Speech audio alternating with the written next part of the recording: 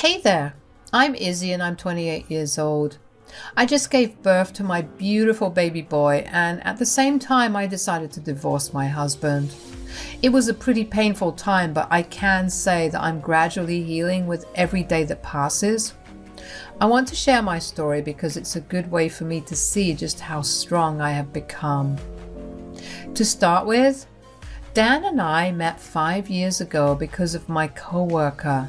She and I are pretty close friends to date, and one day I was just telling her about how I miss being in a relationship. She then set me up with one of her good friends who was also looking for a relationship. Dan and I met at this cafe and we ended up actually having a great time. He had the same sense of humor as me and he was very chivalrous. We ended up going on a drive after the date, and we also discovered that we enjoyed the same kinds of music. Safe to say that one date led to many, many more dates where we continued to learn about the many more things we had in common. I truly believed that I had found the perfect man for me. I was never big on marriage, but when I was with Dan, I knew that I wanted to marry him. Yes, he was so good that I changed my views on something as big as marriage. We dated for about 1.5 years before moving in. Moving in with him only further solidified my want to marry him because he was so adaptable. Another year passed and Dan proposed to me at the cafe where we had our first date at. I was over the moon. After we got married, I was ecstatic to spend the rest of my life with him. We enjoyed our time together and traveled quite a bit. We both had good jobs that allowed us to live more than comfortably. It helped that we didn't have kids. But that changed pretty quickly because Dan wanted us to have kids. I guess we should have talked about kids before getting married because I wasn't planning on having any. I have a history with PCOD and I knew that having a child would be a painful ordeal. But Dan kept insisting on trying. Okay, think about how awesome it would be to raise our kids. I mean, you get to shape an entire person. I completely agree that it would be amazing to do that, but I don't think pregnancy is something I want to go through. It's a life-changing experience and I don't even know how my body will handle it. We have more than enough money to deal with every treatment and medication required. I promise that I'll make it super easy for you. I don't doubt that you'll make it easy. I mean, why do I even need any of the treatments and medicines if I don't get pregnant? Why do I even need to get pregnant for us to have a child? Why can't we adopt or even consider surrogacy? No, I want a child that is mine and I don't want some random lady carrying our child for us. Please, Izzy, this will be the ultimate culmination of our love. I'll think about it, okay? I really didn't want it, but Dan just got more insistent with time. Eventually we went to the OB/GYN and after a bunch of tests, the doctor told me that it would be possible and safe for me to carry a child. So with that, we began trying. It took a little while, but I did get pregnant. My pregnancy was pretty hard throughout. I was in constant pain and I was always tired. At the beginning stages of my pregnancy, it was bearable. I could still go out and about with just a little more effort and tolerance. But as I got further along in my pregnancy, I found it harder and harder to move around out of the house. Don't get me wrong, I still walked around our house, but that was the extent of it. I relied completely on Dan. I remember feeling bad that Dan was responsible for all the chores around the house, but at the same time, I was literally incapable of helping him out. And it helped that Dan never complained. At some point, I realized that Dan was overworking himself, and if he continued, he was going to burn out. I didn't want that to happen, so after he had settled down in bed one night, I talked to him about having someone stay with us to help me out. How are you feeling? Good, just really tired. But what about you? Do you need me to get anything for you? No, I'm all right. In fact, that's what I wanted to talk to you about. I feel like I'm making you do too much work. Oh, honey, no. You're the one carrying a child. I mean, yeah, it's tiring, but I'm sure it's nothing like what you're experiencing right now. I agree, but I still want to make things a little easier for us. So I was thinking that we should have someone stay with us to help me out. Do you mean you want to hire someone or have family over? Whichever works best, I don't mind. Well, I was also trying to figure out a way to tell you this, but since you brought it up, I can say it now. Oh, what is it? My mom has been hounding me about coming to stay over so she can take care of you. I don't know about that, Dan. I mean, look, how about we have her over for a month, and if you don't want her there, we can hire someone. Or we can have my mom come over. You know that your mother doesn't like me, Dan. I'm happy that she wants to be involved, but I'm not having the best pregnancy. I don't have the energy or the mental capacity to deal with her antics. I know, but letting her stay with us for 1 month will also get her off my back. I kid you not, I've received a phone call from her every single day at the same time for the past 2 months. I didn't say anything because I didn't want to stress you out. I'm sorry, but dealing with her hasn't exactly been the easiest. Oh, you poor thing. I can imagine what she was like on the phone when you kept refusing to give in to her request. Okay, we'll let her stay here for a month. Not a day longer than that, though. Of course, I'll make sure of it. Dan's mom, Polly, and I didn't exactly have the best relationship. From the time we met, back when Dan and I were dating, she's been pretty hostile and aggressive with me. She has never failed to make me feel bad about myself. She would constantly make comments about my weight, my appearance, my personality. When we got married, her behavior only got worse. When she found out that I would continue to work after getting married, she lost her mind. She kept telling Dan about how I was being a disrespectful wife who didn't care about her husband. According to her, I should have stayed home and taken care of the house while waiting on my husband arm and foot. Of course, these are very outdated views, and I said so too. Of course, that led to her yelling at me for trying to brainwash her with modern, disgusting ideologies. Dan has tried his best to keep the peace between the two of us, although he's never really said anything against his mother. We used to have fights about it because I always felt like I was the one compromising, but he never ever asked her to make any compromise. But I ended up letting it go because I loved him and I didn't want to cause any problems with it. I did tell him that I would be actively avoiding his mother, and he could not change my mind about that. I guess he agreed with that because that meant less work for him to deal with. Polly and I have had the bare minimum conversations, but she did become a lot easier to deal with when I got pregnant. She believed that this pregnancy would force me to become the ideal housewife. I didn't want to start anything, so I didn't tell her that I planned to go back to work after I had the child. I was skeptical about her helping me out because even though she was nicer, it didn't mean that she wouldn't keep throwing insults my way. But I guess I also figured dealing with her for only a month would also make it easier for Dan, so I agreed. When Polly arrived, the first words out of her mouth were the state of the house. Ugh, look at the filth you guys are living in. Yeah, excuse the mess. I haven't had time or energy to clean up. You're the one cleaning up? What about Izzy? I'm currently heavily pregnant and I can barely stand, so Dan's helping me out, which I'm super grateful for. Who cares if you're grateful or not?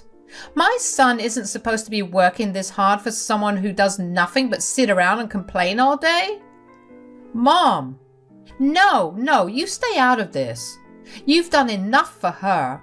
While I'm here, I'll whip her into shape. I really can't do much. Nonsense. I've been pregnant before and it wasn't that hard for me. Sure, but every woman experiences pregnancy differently. I'm glad you had an easy one, but I sure as hell am not. I'm so sorry that you have to deal with all this, Dan. Don't worry, I'm here now and you won't have to do a thing.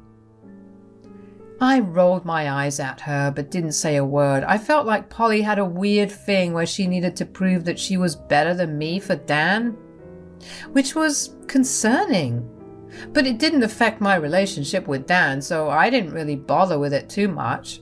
The next few weeks were hell. Every time Polly did something around the house, she would make sure to tell Dan about it, while also telling him that all I did was sit and watch TV.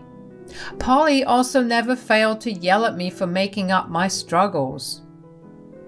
She would keep telling me that I was just trying to get attention. I ignored it to the best of my abilities, but every once in a while I would retort back, and that would lead to a screaming match between the two of us. I tried to talk to Dan about it, but he would tell me to just bear with it for a little longer. This response was not really normal, but I did notice that Dan became a lot more distant. He would come back home from work and rush immediately to his mother's side. He barely bothered to check up on me unless I walked up to him. It bothered me, but I figured that I would just have to wait for the month to get over, and then I could get Dan back and we could have a discussion about what I had felt. But all of that came crashing down one night when over dinner, Polly and Dan told me that they had something to tell me. Tell her, Dan. Tell me what? So Mom and I have been talking these past few weeks, and with the baby on its way, we realized that we won't get much time to spend together after. Plus, becoming a father has just made me so much more appreciative of her, so we've decided to go on a vacation together. Vacation? But Dan, I'm 7 months pregnant. I can't do much without help. How am I going to make it through? Look, we need bonding time together. You'll understand it when you become a mother. Dan, you absolutely can't go. I need you here. Babe, we'll be back in a month. You definitely won't give birth in that time. I'll be here just in time for the birth. No! How could you plan something like this without even telling me? Stop being a brat, Izzy. This trip is happening whether you like it or not. We're leaving tomorrow. What? How am I supposed to get any help in such a short time? Don't worry, I called your mom over. I just really need this time with my mom, okay? She's been doing so much for me, for us, and this will be a great time to show her my appreciation and bond with her. I couldn't believe what I was hearing. I took my dinner up to the guest bedroom and locked myself in there. I didn't want to see either of their faces. I just knew in my gut that the vacation was Polly's idea. The smirk she had on her face felt like a punch in the gut. Was that why Dan was being so distant? Because he was too busy planning a trip with his mother? How could he go on a trip when his wife was lying at home pregnant with his child? Even Polly, with all her outdated ideas, should not have been fine with the vacation happening at a time like that. I bet that she would not have been okay if her husband had gone on a trip without her when she was so pregnant. I cried myself to sleep that night, and when I woke up the next morning, the house was empty. There was a note on the bedroom door from Dan telling me that they had left and would be back in a month. At that moment, all I felt was rage. I wanted to destroy all of Dan's things, or at least cause some havoc for him to come back and deal with, but I was way too tired and sore to do anything. In an hour, my mother showed up. I just cried in her arms for the better part of an hour. She silently comforted me. She didn't know why she was called over, and she asked me where Dan was. Is Dan at work? Nope. Where is he then? Is this why you guys called me to help you out? Kind of, but not really. We had called Polly over because she begged to be here. Uh-oh. Did she do something horrifying? Is that why you're crying so much? Yeah, well, she convinced Dan to go on a vacation with her. Right now? They just left this morning. And Dan agreed? What the hell? I'm so angry and so hurt, Mom. I don't know what to do with all these emotions. Oh, my poor baby. I'm so sorry they did that to you. When will they be back? A month. A month? Who the hell do they think they are? You're telling me that Dan went on vacation when you were in your last trimester? He promised to be back in time for the birth, so I guess he thinks that absolves him of any other responsibility. That man is going to get a good piece of my mind. Cry it all out, honey. I'll be here. I'll support you no matter what.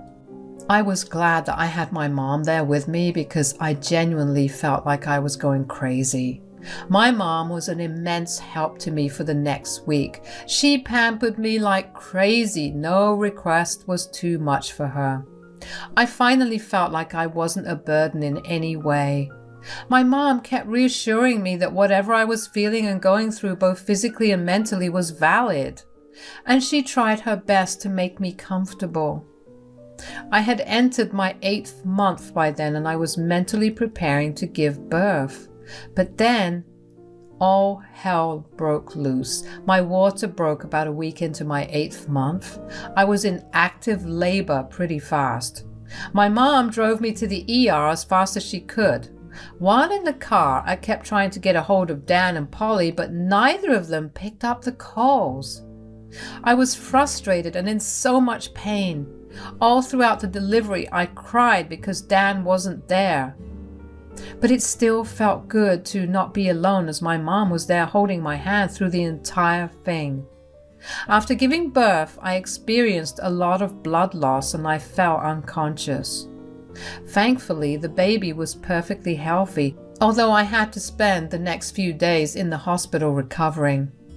While I was recovering, my mom and I had a long discussion about what I planned to do when Dan and Polly came back. My mom tried to contact them too after I had given birth, but they didn't pick up her calls either. Even though it broke my heart, I decided that the best course of action was a divorce. It also helped that I was really angry at that point. I didn't want my baby's father to be someone who would abandon them at important times. Dan had shown me his true colors, and there was no way I would let that slide. He would choose his mother over anyone else, including his wife and child. I let his behavior slide one too many times, but I guess that holding my child in my arms put everything into a different light for me. I never wanted my child to ever feel the abandonment I felt when I was giving birth, and I knew that I wanted to protect my baby boy. Thankfully, my mom had a lot of lawyer friends who specialized in divorces. She contacted one of them, and I began the filing process. I also asked for full custody of the child because there was no way in hell that I would let my child spend more than a couple of hours with Dan. Throughout the entire process, my mom was my rock. By the time I was discharged, the filing was done, and all that was left was for me to hand Dan the papers. There was still a couple of days until they came back, so my mom helped me pack all my things up while simultaneously preparing her place for the baby. We slowly adjusted to our new routines with the baby at hand, who thankfully was a very quiet baby who made barely any fuss. Finally, on the day that Dan arrived, I handed my baby to my mom and asked her to go back home. I didn't want Dan to see the child because he did not deserve that privilege. When Dan and Polly walked in through the door, they didn't even notice me sitting in the living room. They laughed and talked amongst themselves about all the fun they had on their vacation. When Dan finally noticed me, he looked surprised. "Oh, what are you doing here? Aren't you supposed to be resting?" I think I'm pretty well rested. So you did manage to survive without us. Told you she was making it all up for attention, Dan. I guess. Anyways, where's Tara? I'm sorry we missed all your calls. We decided to ignore everything related to home. Oh, Mom's back at her place with the baby. She's coming back to pick me up right now. The baby? What do you mean? I ended up giving birth at the time that you and Polly were away. And you didn't think to tell us? I tried. My mom tried. You guys were way too busy bonding and ignoring everything home-related. Oh, honey, that's wonderful news. How is our baby? Is it a boy or a girl? It's a boy, and it's my baby. What do you mean? You weren't there during the time of the birth, so you do not get father privileges.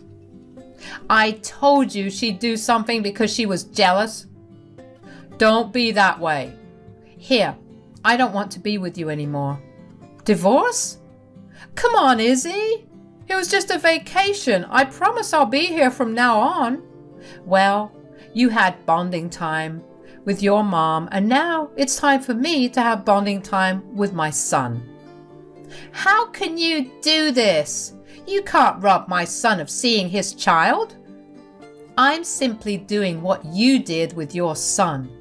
Enjoy feeling what I felt. Oh, there's my mom. If you're going to contest this divorce, I'll see you in court. Good luck explaining your absence and ignorance of your mother's bullying to the judge. Goodbye. Dan looked devastated, and that made me feel great. I finally felt free. I realized just how important it is to have someone support you, because leaving someone and feeling like you're free is not supposed to be normal. But I was excited about my new life. I was excited to raise my child and teach him all the things I've learned. My mom was happy that everything went well, and we did have a small celebration at home that night. Dan and Polly kept trying to call me, but I ignored them, which made me feel even more petty because I was doing exactly what they did to me. Dan did try to contest the divorce, and he fought for more custody, but in the end, everything went my way. My state is a lot more partial to mothers, so I was glad that I was given full custody while Dan only got visitation rights every other weekend for 4 hours, along with having to pay for child support. My mom has been helping me out, and I will forever be grateful for everything she did for me. She's been the best mother and grandmother. She's helped me also find a part-time job where I could work from home while taking care of the baby. Life has been going good so far. I don't care to look up Dan or Polly, but every once in a while I will get a phone call from them and I answer it if I feel like it. So far, Dan has been consistent with his child support payments, but if he cuts down on them, best believe I will have his visitation rights taken away as well. I can't wait to see where life will take me after this, but I'm sure that with the right people by my side, I'll be able to get through anything. So bring it on.